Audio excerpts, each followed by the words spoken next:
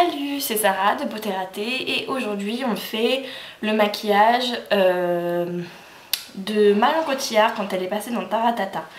Donc c'est Pidou qui me l'a demandé. J'avoue que sur la photo moi je voyais plutôt ça d'un marron glacé et elle voyait ça gris. En fait ouais, en regardant quand même c'est gris. Mais c'est très bizarre quoi, on dirait limite qu'elle a mis du gloss sur son truc parce que ça brille quoi, enfin ça fait une sorte de reflet luisant. Et il y a des paillettes, mais c'est pas des grosses paillettes, c'est des petites paillettes, donc il faudrait limite de la Star Powder de Make Up Forever. C'est très rond comme maquillage et c'est pas très dur. On va utiliser peu d'ombre à paupières et qu'un pinceau, qui est celui-là. Donc vous voyez.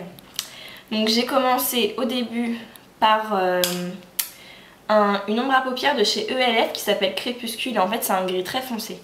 Donc j'ai mis d'abord la primer potion avant. En fait j'en prends vraiment un tout petit peu, vous voyez, sur le bord le bout du pinceau. J'enlève un peu l'excédent. Et je vais le mettre donc directement comme ça, poum, sur la paupière mobile.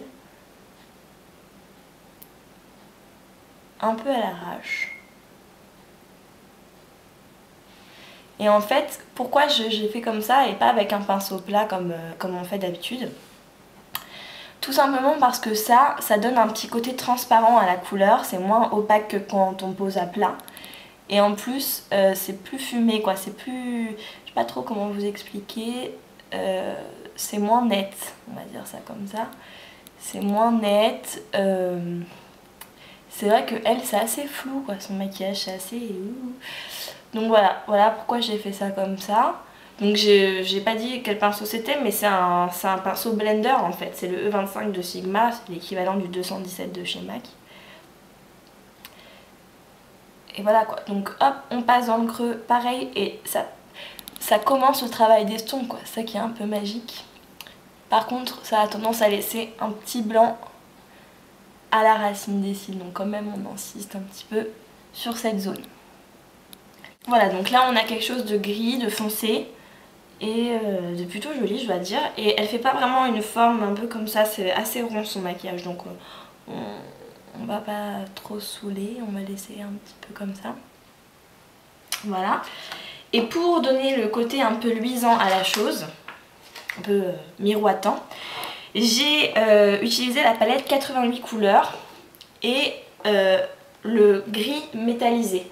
Le gris métallisé le plus foncé, le argenté foncé en fait, vous voyez, que j'ai pris pareil sur le bout du pinceau et qu'en fait j'ai mis au centre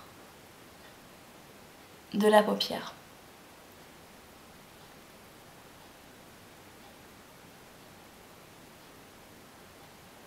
Et vous voyez, ça donne un côté relief, vous voyez, un côté où j'ai mis enfin un côté miroir à la paupière quoi. Et c'est exactement ça qu'elle a. Moi j'avais limite envie de mettre du gloss liquide dessus, puis je me suis dit oh, ça va creaser, ça va coller, ça va être moche. Donc finalement je me suis dit que du argenté c'est mieux. Vous voyez, et ça donne vraiment l'aspect voilà, qu'on peut après blender un peu. Mais c'est vraiment ça quoi, vous voyez. C'est beau hein. Voilà, ensuite donc on va essayer d'essuyer bien le pinceau sur un Kleenex. Et j'ai pris une couleur chair, une couleur beige de la teinte de ma peau. Donc c'est celle-ci sur la palette 88 couleurs mat. J'en ai pris un petit peu. Et hop, j'ai blendé jusqu'au sourcil le maquillage. Donc plutôt simple, vous voyez. Peu de matériel. Peu de matériel. Peu de couleurs. C'est très très simple.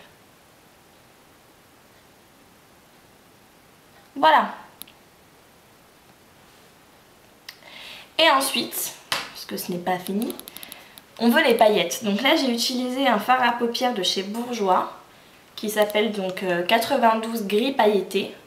Donc il y a une espèce de bout de mousse, voilà. En fait il est gris foncé avec des paillettes. Enfin. Donc voilà, je l'ai utilisé hein. Je m'en sers jamais, mais bon, en l'occurrence là, il fallait. Et j'ai pris l'embout mousse parce que comme ça les paillettes, je trouve qu'elles restent mieux.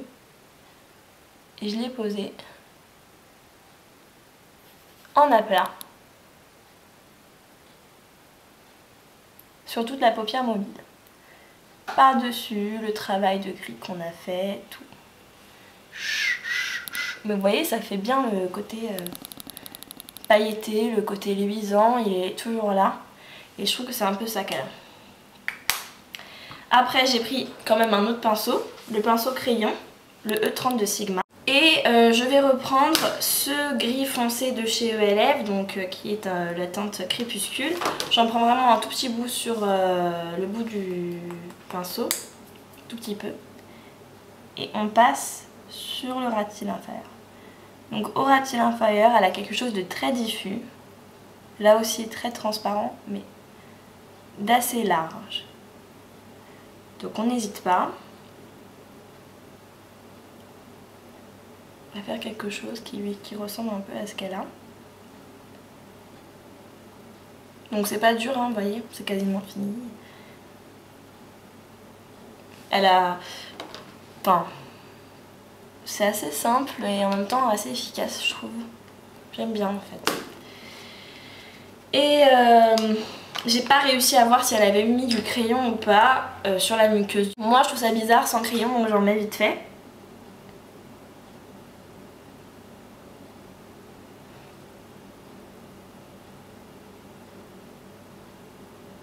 Partout, en haut et en bas. Et ensuite je vais mettre mon mascara.